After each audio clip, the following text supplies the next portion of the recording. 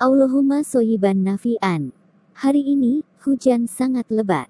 Semoga hujan ini bermanfaat untuk seluruh makhluk. Amin. Assalamualaikum. Waalaikumsalam.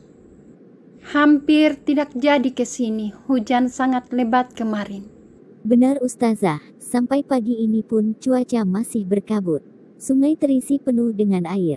Oh iya Ustazah, boleh saya bertanya? Silahkan Lulu. Beberapa hari ini, hujan terus-menerus. Bagaimana sebenarnya proses siklus air? Saya mendekat dulu Lulu, supaya kita bahas bersama-sama. Baik Ustazah. Kita mulai bahas sekarang dan simak baik-baik. Siap Ustazah. Adanya matahari sama pentingnya dengan air. Artinya adalah tanpa air tidak akan ada kehidupan di bumi. Salah satu makhluk Allah yang sangat membutuhkan air adalah manusia. Masak, minum, mencuci, semua membutuhkan air. Lulu bisa saksikan bukan kegiatan bunda di rumah?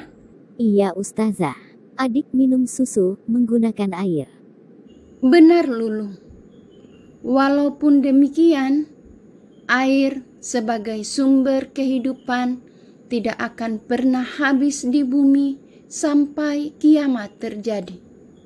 Ini semua penyebabnya adalah karena daur air atau siklus air.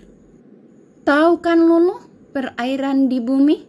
Tahu Ustazah, ada samudera, laut, sungai, rawa, danau, dan telaga. Pintar. Siklus air terjadi karena air laut, sungai, danau, dan beberapa perairan yang disebutkan Lulu tadi mengalami evaporasi.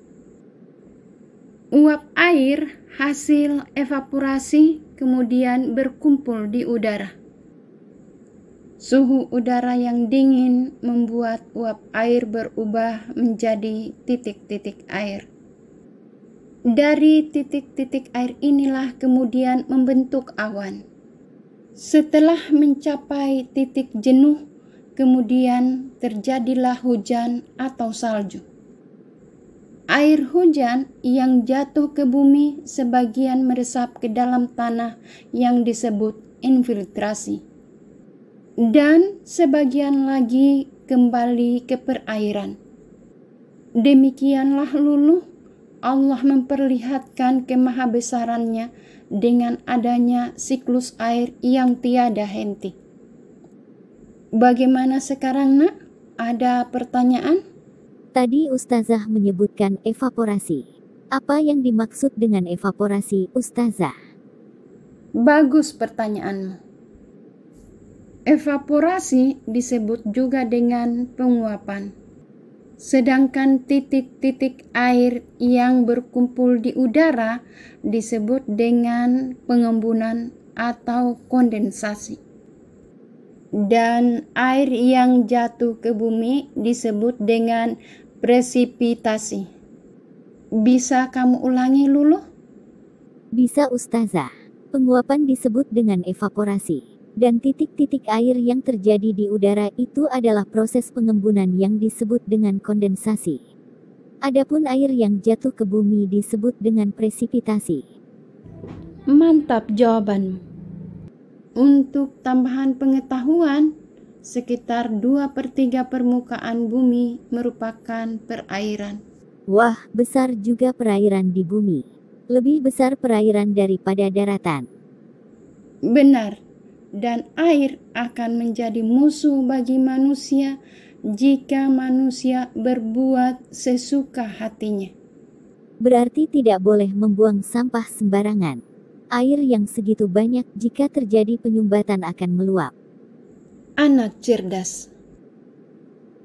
Sebagai kesimpulan dari pelajaran kita hari ini, Lulu perlu pahami bahwa Air hanya mengalami perubahan wujud dan tempatnya selama dalam proses siklusnya.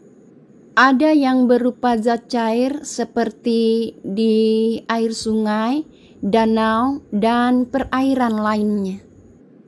Ada juga zat gas seperti terjadinya proses penguapan di udara. Dan ada pula zat padat lulu, yaitu titik-titik air yang jatuh ke bumi mengalami pendinginan di udara sehingga menjadi kristal-kristal es atau salju. Luar biasa ya Ustazah. Allah menciptakan segala sesuatu sesuai kehendaknya. Iya nak, dan benar-benar sempurna. Bagaimana Lulu? Masih ada pertanyaan? Tidak ada lagi Ustazah. Kalau tidak ada lagi pertanyaan, Lulu saya tugaskan untuk membacakan soal kepada teman-teman di grup. Saya izin berdiri di dekat sungai. Silahkan Lulu, yang penting jangan di pinggir sungai. Baik Ustazah.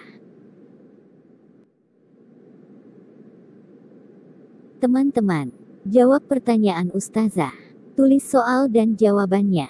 Nomor 1. Peristiwa di atas merupakan fiksi atau non-fiksi. Nomor 2. Ceritakan dengan rinci urutan peristiwa pada siklus air tersebut. Selamat bekerja. Sampai jumpa lagi. Assalamualaikum.